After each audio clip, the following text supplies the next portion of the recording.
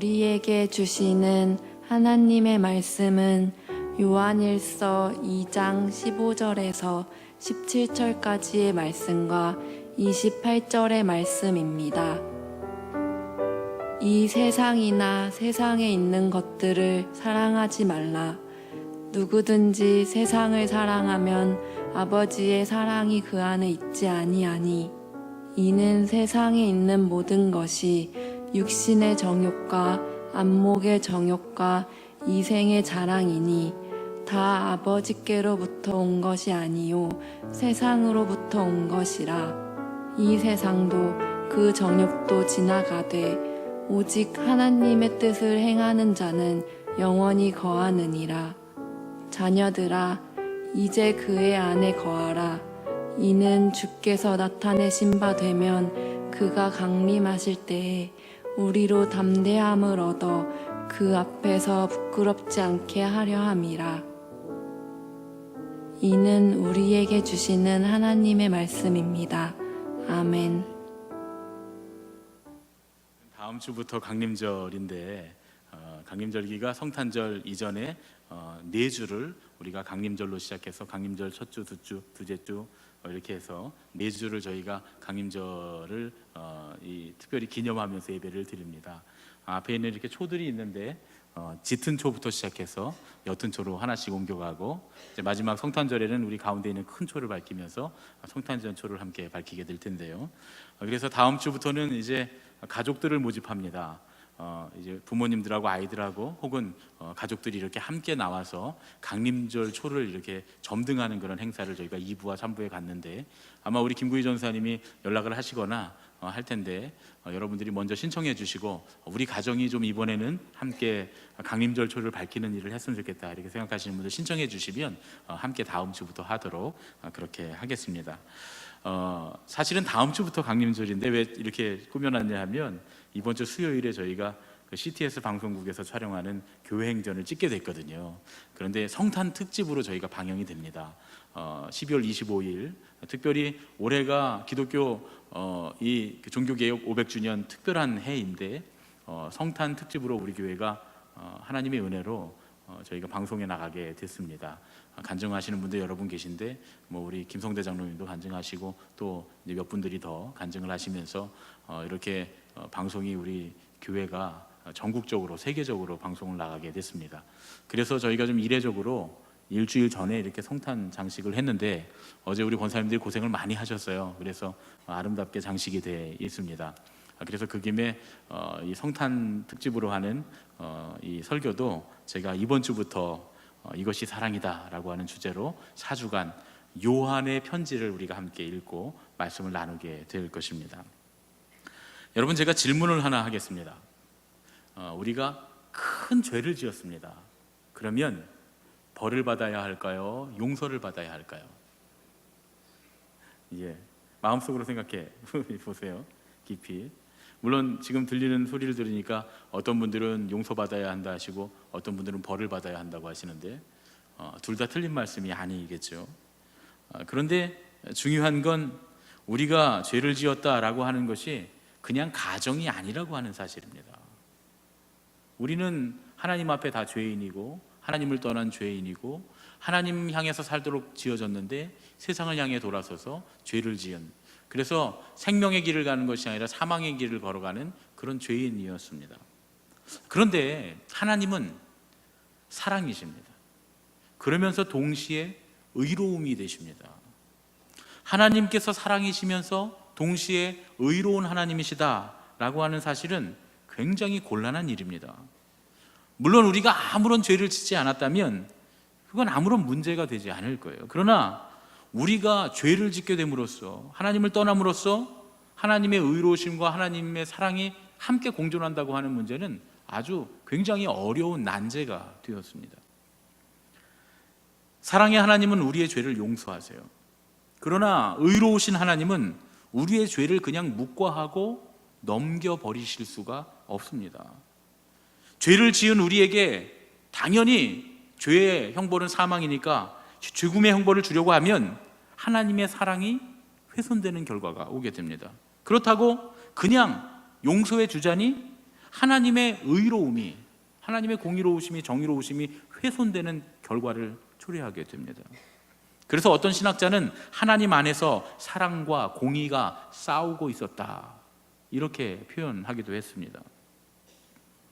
그래서 하나님께서 직접 이 땅에 사람의 몸을 입고 오셔서 우리 대신 죄의 대가를 치르시는 것으로 하나님의 사랑과 공의를 만족시키셨다 하는 것은 이미 우리가 다 알고 있는 결과요 사실입니다. 아무런 죄가 없는 그리스도께서 직접 죽으심으로 말미암아 우리의 죄를 대속하시고 그것으로 하나님의 공의가 만족됐습니다. 또한 예수님께서 우리 대신 죽으셔서 우리를 살리심으로써 하나님의 사랑도 만족이 되었습니다. 결국 하나님은 사랑으로 당신의 의로우심을 덮으셨다, 이렇게 표현하면 좋을 것 같습니다. 그래서 우리는 하나님의 대표적인 성품을 사랑이라고 부릅니다. 사실 하나님은 어떤 성품을 가지신 분이 아닙니다. 성품 자체이시죠. 모든 성품의 궁극적인 완전체가 하나님이실 겁니다. 그럼에도 불구하고 우리가 하나님의 대표적인 성품을 사랑이라고 부르는 바로 이유가 여기 있다, 그렇게 생각합니다. 누구에게나 하나님은 어떤 하나님입니까? 라고 물어보면 거의 모든 사람들이 하나같이 먼저 사랑의 하나님이십니다, 이렇게 대답하는 이유가 여기에 있겠죠.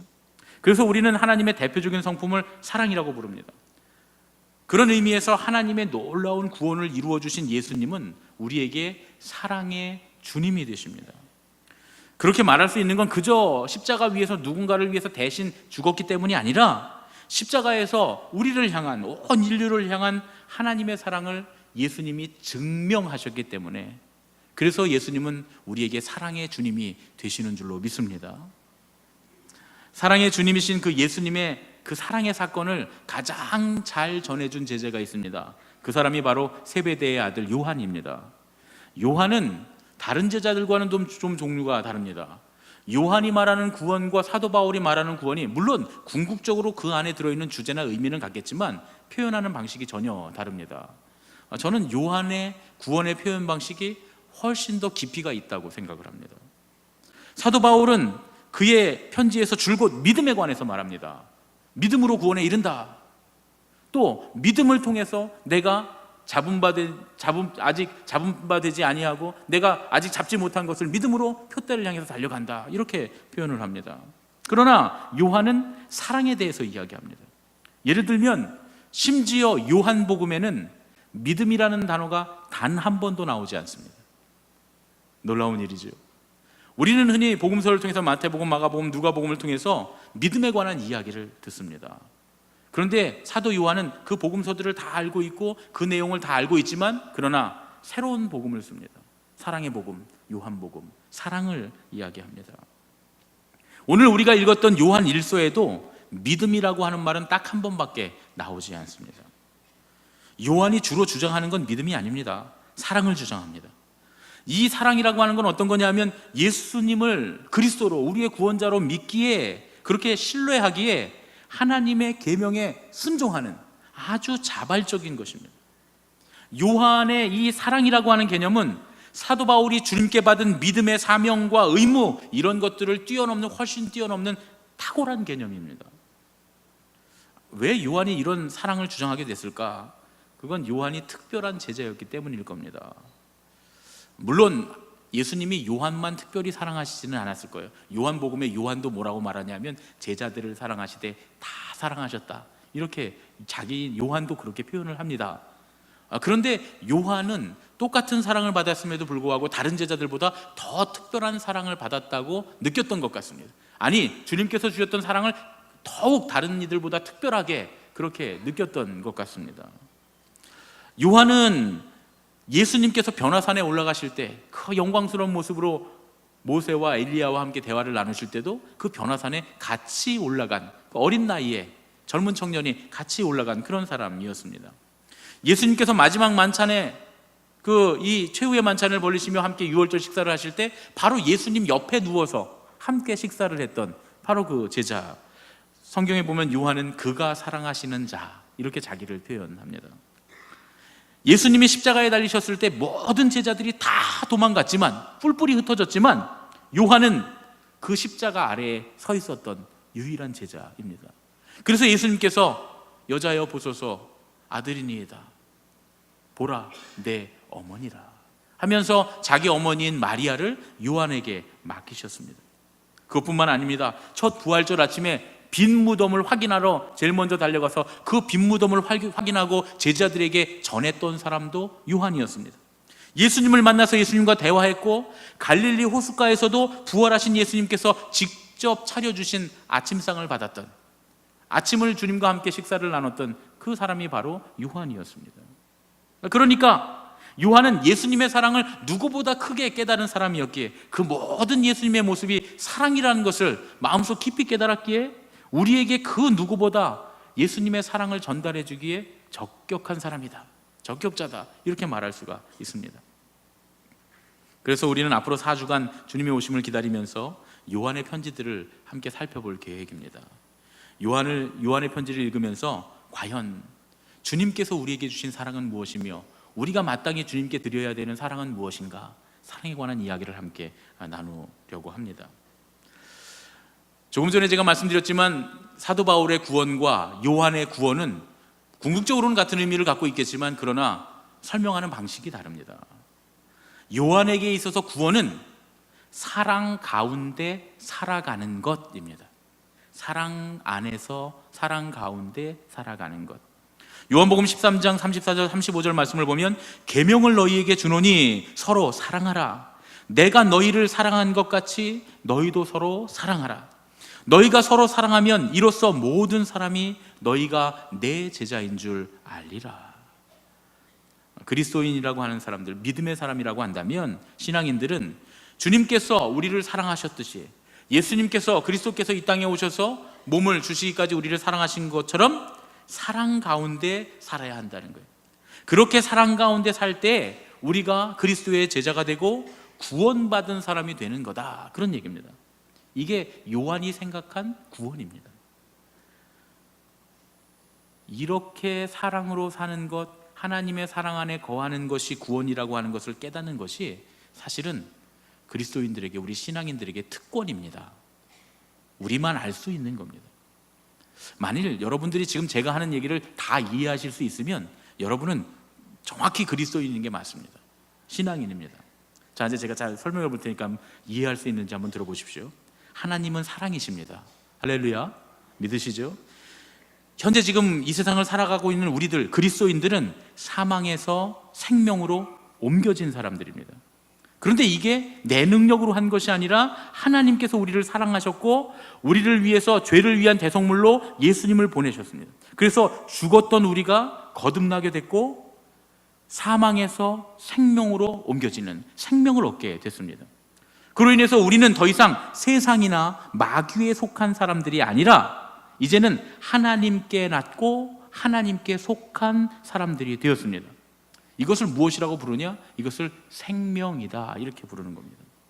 그래서 생명과 더불어서 하나님께서는 우리에게 새로운 사명, 영적인 통찰력, 생각할 수 있는 능력을 주셨는데 그게 뭐냐면 이제는 더 이상 세상이나 마귀를 추구하지 않고 하나님을 추구하는 삶을 살게 하셨다, 그런 얘기입니다.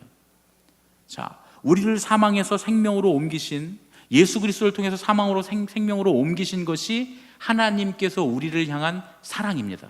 그것을 사랑이라고 한다면 이제는 더 이상 세상이나 마귀에 속하지 않고 하나님 안에서 하나님께 속한 사람으로 사는 것, 그것이 바로 하나님께 드리는 우리의 사랑이다, 그런 얘기죠. 그리고 그것이 바로 구원이다, 그런 얘기입니다. 여러분 다 이해가 되셨습니까? 굉장히 어려운 이야기인데요, 여러분들이 다 그리스도인이시고 신앙인들이시기에 이걸 다 이해한 줄로 믿습니다. 오늘 요한은 우리에게 세상을 사랑하지 않는 것이 하나님을 사랑하는 것이다, 그렇게 이야기하고 있습니다. 여러분 이해가 다 되셨지요? 그럼 여러분들은 다 신앙인이요 그리스도인들이 맞습니다. 왜냐하면 세상 사람들은 이걸 이해를 못하기 때문이죠. 사도 요한은 주후 67년경에 예수님의 예언을 따라서 예루살렘을 떠납니다. 예수님께서 뭐라고 예언하셨냐면 이제 예루살렘이 멸망할 거라는 거예요. 성전의 돌 위에 돌 하나도 남지 않고 탁 무너지게 될 것이다 하고 주님이 예언하십니다. 그리고 그 예언은 주후 70년에 이루어져서 예루살렘이 완전히 멸망하고 성전이 완전히 파괴됩니다. 그런데 이 사도 요한은 예수님께서 말씀하신 그 예언을 믿고 이제 예루살렘을 떠나야 되겠다 하고 예루살렘이 함락되기 파괴되기 3년 전에 이미 예루살렘을 떠납니다. 어디로 가냐 하면 에베소로 갑니다. 에베소로 가서 에베소에 도착해 보니까 에베소가 굉장히 큰 도시였는데 우상 숭배가 만연한 아주 세속적인 마귀의 도시였다, 그런 얘기입니다. 그곳에서 이제 하나님의 사랑을 전하고 하나님의 사랑에 대한 이야기들을 씁니다. 거기서 서머나, 버가모, 두아디라, 사데, 빌라델비아, 라오디게아 같은 도시들에게 편지를 씁니다. 그것이 지금 우리가 읽고 있는 요한 1서, 2서, 3서인 거죠. 그 편지들을 썼는데 실제로 당시에 그 서머나의 장로였던 폴리갑, 아주 유명한 분이죠. 유명한 그 폴리갑 같은 그런 장로님, 나중에 예수님 한 번만 부인하면 살려주겠다, 로마 황제가 말하니까 내 평생 예수님께서는 나를 사랑해 주시고 나를 부인하지 않고 나를 구원해 주셨는데 내가 어찌 주님의 이름을 부인하겠습니까? 하고 순교당했던 그 유명한 폴리갑, 또 파피아스 같은 초대교회의 아주 유명한 교부들이 이 요한의 편지를 직접 받았습니다. 그래서 이 요한의 편지를 받아서 그대로 다른 교회들에게 나누어 줍니다. 그리고 또 그 요한의 편지를 인용해서 편지들을 많이 썼습니다. 사도 요한은 이 거대한 도시에서 물질과 우상에 만연해서 살아가던 그 사람들에게 구원받는 사랑이 무엇인지 가르쳐 줍니다. 세상이 물질적으로 풍요하고 우상 숭배가 만연한 그런 거대한 풍요로운 도시에 살다 보니까 믿음의 사람들, 그리스도인들이 육신의 정욕과 안목의 정욕과 이생의 자랑을 가지고 살아가는 그리스도인들이 많아지면서 그 도심 가운데 그렇게 살아가는 도시의 사람들 속에서 하나님의 사랑을 점차 잃어가고 있었습니다. 어쩜 요즘 세상과 너무 똑같죠. 우리가 살아가고 있는 이 서울이라고 하는 거대 도시에서 우리가 어쩌면 하나님의 사랑을 조금씩 잃어가고 있지 않은가. 세상 사람들과 똑같이 교회 안에서도 신앙생활한다고 하면서도 육신의 정욕과 안목의 정욕과 이생의 자랑을 따라가고 있지는 않은가 말이죠. 주님의 말씀을 전하는 그 복음이 우리에게 자랑이 아니라 그 성경책을 넣고 다니는 백이 자랑이 되는 그런 세상 속에서 우리가 살아가고 있지 않은가, 신앙을 잃어가고 있지 않은가, 그런 얘기죠. 그런데 여러분, 요한이 말한 이 세상의 무엇을 사랑하지 말라, 이 세상을 사랑하지 말아라 하는 말은 세상을 전적으로 거부하라는 말은 아닙니다. 세상을 미워하라는 말이 아닙니다. 세상을 정말 사랑하지 말라는 얘기 아닙니다. 왜냐하면 요한은 이렇게 말하면서도 사실은 요한복음에 보면 하나님이 세상을 이처럼 사랑하사, 이렇게 요한복음 3장 16절에 우리에게 말씀합니다. 하나님이 세상을 사랑하신다는 거예요. 우리도 세상을 사랑해야 된다는 거예요. 요한이 말하는 세상의 무엇을 사랑하지 마라, 세상을 사랑하지 말라, 그런 얘기는 뭐냐? 정확히 말하면 하나님을 대적하는, 하나님을 반대하는, 하나님으로부터 떠나게 하는 세상적인 가치에 중독되지 말아라, 그런 얘기를 하는 겁니다. 그런 것들을 사랑하지 말라, 그런 얘기죠. 여러분, 인간의 모든 욕구가 다 악한 게 아닙니다. 육신의 정욕, 안목의 정욕, 이생의 자랑은 나쁜 것들이죠. 우리를 마귀로 인도하고 죽음으로 인도하고 세상으로 살게 하는 그런 나쁜 것들입니다. 그러나 우리의 모든 욕망, 안목, 자랑이 다 나쁜 건 아니다, 그런 얘기죠. 인간의 욕망, 이것도 하나님의 창조의 일부입니다. 그러나 그 인간의 욕구, 욕망이 하나님에 의해서 하나님을 향해서 인도함을 받아야 선한 것이지, 그렇지 않고 하나님에 의해서 하나님을 향해 인도함을 받지 않는 모든 욕망과 욕구들은 다 타락하게 된다, 그런 말씀입니다. 우리에게 일어나는 정욕이 하나님께서 세워주신 아름다운 가정 안에서만 쓰인다면 그건 사랑입니다. 가족애가 될 수 있겠죠. 우리의 안목이 하나님을 찬양하고 하나님을 높이기 위해서 쓰인다면 그것 또한 사랑입니다. 여러분 보십시오. 지난 주간에 이렇게 멋있게 성탄 트리를 준비해 놓으시고 이게 아름답게 준비해 놨는데 저보고 하라면 저는 못해요. 이걸 이렇게 찬찬히 보고서 다음 주에 다 뜯을 테니까 다시 한번 해보십시오. 그러면 저는 못합니다. 저는 안목이 없어요.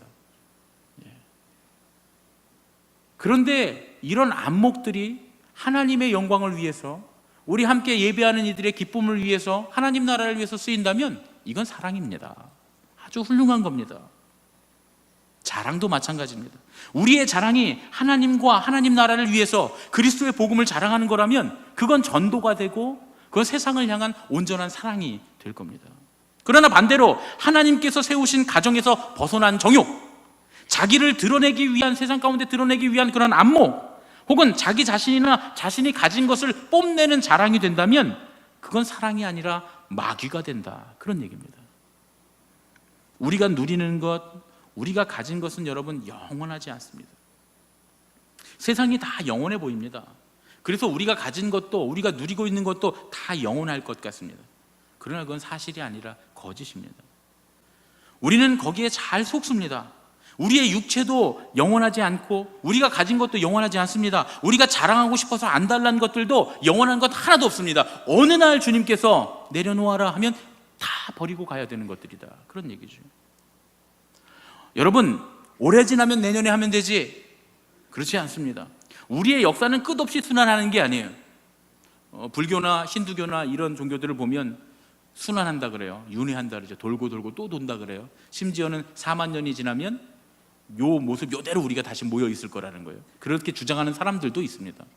그러니까 마치 지금 지나가면 다시 돌아올 것처럼 그렇게 생각하고 순환하는 삶을 사는 것 같지만, 그러나 여러분, 지금 우리가 보내고 있는 이 겨울이 내년에 또 돌아오지는 않습니다. 똑같은 겨울이 오는 것 같지만 내년에 돌아올 겨울은 올해 겨울과 같은 겨울은 아니다, 그런 얘기죠. 비슷하지만 결국은 빙글빙글 도는 것 같지만 앞을 향해 나아가고 있다, 그런 얘기입니다. 하나님께서 뜻하신 결말을 향해서 세상의 모든 것들이, 세상이 앞으로 나아가고 있습니다. 끝이 있다, 그런 얘기죠. 그러나 하나님의 사랑은 영원하시니까, 사랑의 하나님은 영원하시니까 세상에 속하지 않고 하나님의 사랑 안에 속하면 우리는 영원할 수 있습니다. 그래서 어거스틴이 요한일서를 설교하면서 이렇게 말합니다. 그리스도를 굳게 붙들라.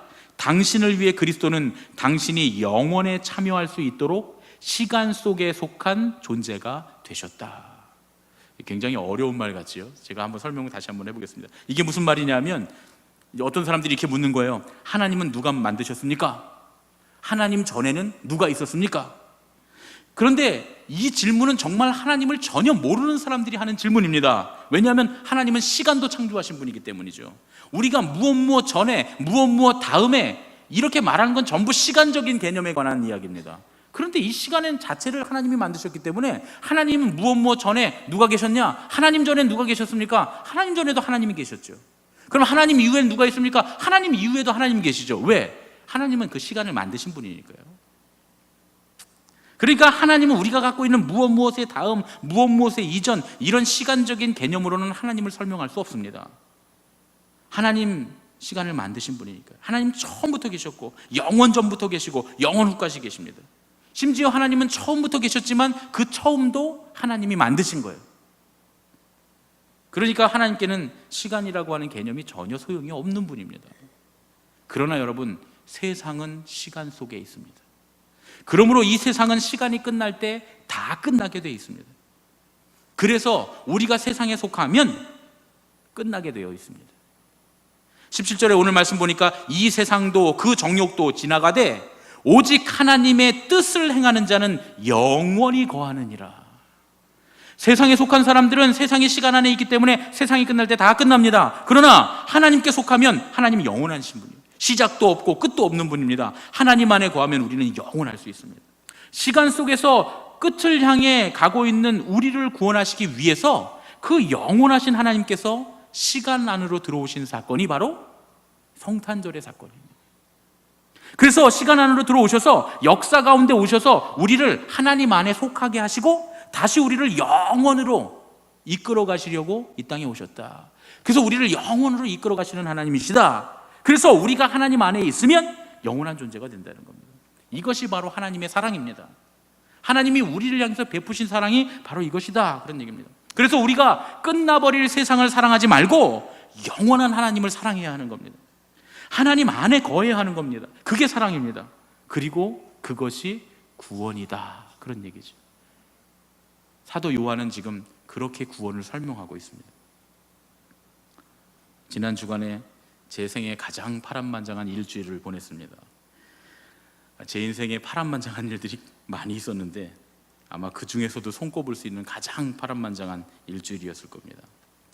지난주 금요일에, 이제 그저께 말고 그 지난주 금요일에 제가 이렇게 사무실에 앉아서 설교를 준비하고 있는데 아내에게 전화가 왔어요. 제 아내가 침착하게 전화하면 큰 일이 있는 거거든요. 큰 일이 있을수록 침착하게 전화합니다. 먼저 그런 얘기를 여보 놀라지 말아요 하고 얘기해요. 제가 놀랍니다. 그러면 이제 그때부터 놀라기 시작하는 거죠. 침착하게 잘 들으라고. 침착하게 듣는데 건강검진센터에서 건강검진 결과가 나왔는데 급한 통보라 전화로 왔다는 거예요. 그래서 하는 얘기가 제 아내의 머리에 종양으로 의심되는 고음용 종괴가 있다, 이런 이제 연락을 받았습니다. 밤에 잠이 안 오더라고요. 그날 금요일이었는데 여기 금요기도에 나와서 기도하는데 아마 최근에 제가 그렇게 뜨겁게 기도한 적이 없을 것 같아요. 막 더 눈물이 나고 기도를 하고 그날 밤에 잠이 안 오더라고요.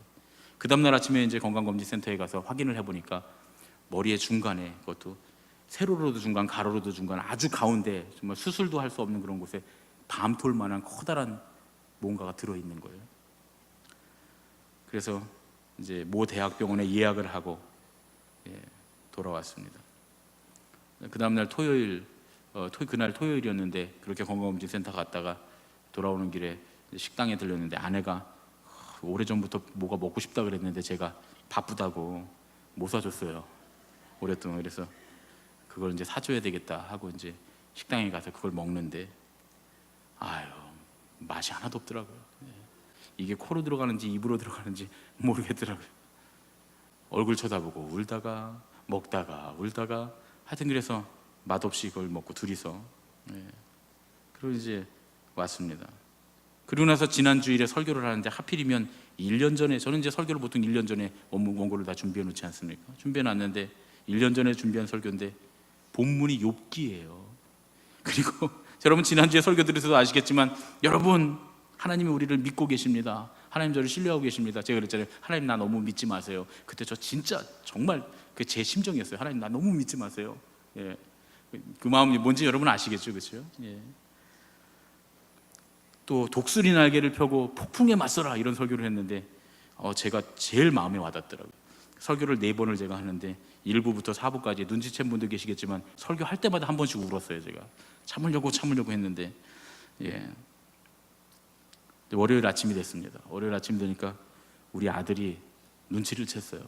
저한테 오더니 아빠 엄마한테 무슨 일이 있어요? 자꾸 물어봐요. 몇 번을 물어봐요. 아니야 괜찮아. 아니 엄마 이상한데, 아빠도 이상한데 도대체 무슨 일이냐고 자꾸 물어봐요.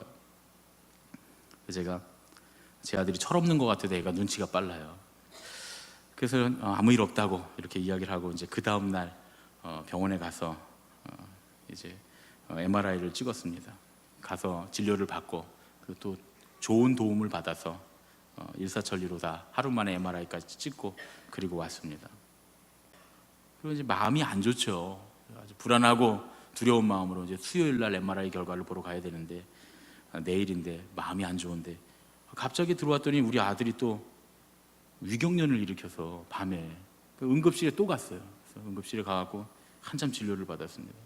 진료를 받고 약을 맞고 주사를 맞고 링거를 맞고 그리고 돌아오는데 사실 그날 제 건강검진 결과가 나왔는데 간하고 심장이 안 좋다는 거예요. 근데 저는 문제가 아니더라고요. 이게 무슨 그게 큰 문제입니까? 살만 빼면 되는 건데. 그래서 별 큰 문제가 아니더라고요. 제 몸 생각할 겨를이 없었습니다. 집에 응급실에서 다 끝나고 집에 돌아오는데 보니까 11시 한 50분쯤 됐어요. 하루가 10분 남았는데 생각해보니까 그날이 제 생일이었어요. 아주 제 생에 가장 파란만장한 생일을 보냈습니다. 그래서 주님께 그랬어요. 가족들하고 같이 함께 식사도 못하고 케이크에 촛불도 못 끄고 하여튼 정신없는 하루를 보냈는데 돌아오면서 그런 생각이 들었어요. 하나님 나 이렇게 파란만장한 생일을 보냈는데 생일 선물 하나도 필요 없습니다. 딱 한 가지 선물만 주십시오. 제 아내가 건강했으면 좋겠습니다. 그렇게 기도를 하면서 왔어요. 그 다음날 이제 새벽이 돼서 수요일 새벽에 새벽 기도회를 제가 이제 마침 인도하는 날이라 제가 설교하고 큐티하고 앞에 앉아서 기도를 하는데 간절하죠. 근데 기도를 한참 하는데 그런 생각이 들어요. 감사해야 되겠다 하나님께. 어떤 그런 어떻게 제 정신이 들었는지 모르겠는데 그때 그런 생각이 들더라고요. 선하신 아버지 감사합니다. 모든 것이 주님의 은혜입니다. 한 10여 분 동안 그 말만 반복해서 기도를 했어요. 마음에서 막 눈물이 나죠. 그리고 이제 MRI를 결과를 보러 가서 병원에 가서 결과를 봤습니다. 결과는 오진이었어요. 제 안에 머릿속에 뼈를, 그래서 지금 뼈 아닌 뇌까지만 찍어야 되는데 뼈까지 찍어서, 그래서 그 뼈가 어쩐지 너무 가운데 있고 너무 예쁘게 생겼어요. 그게. 그래서 아니 무슨 종괴가 저렇게 크고 아름답게 생겼나 이랬는데 알고 보니까 그게 머리 속 안에 들어있는 뼈였던 거죠. 얼마나 감사합니까? 굉장히 건강하다는 거예요, 뇌가. 그렇죠. 제 아내 정신 상태를 볼 때 제 아내 굉장히 뇌가 건강한 사람입니다. 예. 아플 리가 없었는데 말이죠. 그래서 감사하는 마음으로, 기쁜 마음으로 집에 와 보니까 또 아들 녀석이 박수 치는 예. 이게 감사합니다. 예. 박수 받을 일이니까 아들이 막 신나게 잘 뛰어놀고 있어요. 너무 감사하더라고요. 하나님 감사합니다. 내 생에 가장 파란만장한 생일을 보냈는데 가장 큰 선물을 받은 생일이었다고 알게 됐습니다. 많은 분들이 축하를 해주셔서 제가 이 글을 썼더니 100여 분이 넘는 분들이 페이스북에 댓글을 다셨어요. 그래서 댓글을 보다가 제가 뭔가 좀 다시 생각하게 된 계기가 있었습니다. 댓글을 쭉 읽다 보니까 여러분들이 댓글을 다셨는데 그 중에는 남편이 지금 백혈병에 걸려서 그 무균실에서 투병하고 계시는 권사님도 계시고, 또 이미 그런 일로 인해서 가족을 잃은 분들도 계시고, 그런 분들이 다 자기 일처럼 잘 됐다고, 감사하다고, 놀랬다고, 기도하겠다고 그렇게 이야기를 해주시는 거예요. 알고 보면 우리는 아무 일도 없었잖아요. 제가 또 좀 뚱뚱한 것 빼고는 아무 일도 없었는데 그런 생각이 들었어요. 아무 일이 없어서 감사하다고 했는데 이 일들이 10년 후, 20년 후, 30년 후에는 현실이 될 수 있는 것 아닙니까? 우리 옆에 영원히 있다고 생각했는데 어느 순간에는 우리가 함께 헤어져야 되는 날이 분명히 오게 될 거고, 우리가 갖고 있는 것, 들고 있는 것, 누리고 있는 것들이 영원할 거라고 생각했는데 어느 순간엔 다 내려놔야 될 그런 날이 반드시 오게 되겠다. 그래서 이번 일을 겪으면서 제가 깨닫게 된 것 중에 하나는, 많은 것들을 깨달았는데 나는 늘 구원을 말하고 구원받았다고 생각했고 또 성도들에게 구원을 설교했지만 정작 내 마음과 나의 생활이 천국을 준비하고 있지 못한 것이 아닌가 하는 그런 생각을 하게 됐습니다. 너무나 세상의 가치에 익숙해 있어서 하나님 나라의 가치를 아예 잊고 살아간 건 아닌가. 믿음의 사람이라고 하면서 하나님 나라를 소망한다고 하면서도 너무나 세상의 가치를 내가 사랑하고 있지는 않은가, 거기에 너무 함몰되어서 젖어 있지는 않은가 스스로 질문해 봤습니다. 하나님의 사람들은 세상의 가치와 하나님의 가치가 충돌할 때 언제든지 신앙의 가치를 선택할 수 있어야 하는 거죠. 그게 사랑이고 그게 구원인데 말이죠. 사랑을 통해서 얻는 구원이라고 하는 건 하나님의 사랑을 선택하는 것이니까요. 오늘 사도 요한이 말합니다. 이 세상이나 세상에 있는 것들을 사랑하지 말라. 누구든지 세상을 사랑하면 아버지의 사랑이 그 안에 있지 아니하니 이는 세상에 있는 모든 것이 육신의 정욕과 안목의 정욕과 이생의 자랑이니 다 아버지께로부터 온 것이 아니요 세상으로부터 온 것이라. 언제든지 주님께서 부르시면 내려놓고 네 가겠습니다 하려면 마음의 준비를 늘 하고 있어야죠. 이거 내가 들고 쓰고 있지만 하나님의 은혜로 우리가 이거 내가 손에 쥐고 쓰고 있지만, 그러나 어느 날 하나님 부르실 때는 주님의 손을 잡아야 한다. 또 내 옆에 있는 사람들, 나의 사랑하는 사람들이 지금은 나의 손을 붙잡고 있지만 어느 땐가 하나님께서 그들을 부르실 때는 우리가 손을 놔주고 그들이 하나님의 손을 붙들게 해야 되지 않겠습니까? 나도 마찬가지고. 사도 요한이 이렇게 말합니다. 그 사랑은, 그 구원을 얻는 사랑은 하나님 안에 거하는 것이라. 자녀들아 이제 그의 안에 거하라. 이는 주께서 나타내신 바 되면 그가 강림하실 때에 우리로 담대함을 얻어 그 앞에서 부끄럽지 않게 하려 함이라. 여러분, 지금 주님께서 부르시면 다 내려놓고 주님 저 여기 있습니다 하고 주님의 손을 붙들 담대함이 우리에게 있습니까? 있어야 할 줄로 믿습니다. 그래서 세상의 가치와 하나님의 가치를 바꾸면 안 됩니다. 하나님께 드리는 예배를 취미생활이나 인간관계와 바꾸면 안 됩니다. 하나님께 드릴 찬양을 세속적인 신세 한탄하는 그런 노래들과 바꿔서는 안 됩니다. 하나님의 나라를 위해서 헌신해야 될 우리의 몸과 마음을 우리의 정욕과 오락의 도구로 바꾸어서는 안 됩니다. 그래야 주님 앞에 부끄럽지 않고 주님께서 부르실 때에 언제든지 내려놓고 주님께 갈 수 있습니다. 그것이 바로 주님 안에 거함으로 주님의 사랑을 누리는 것이고, 그 사랑을 늘 선택함으로 하나님의 영혼에 우리가 동참하게 되는 것입니다.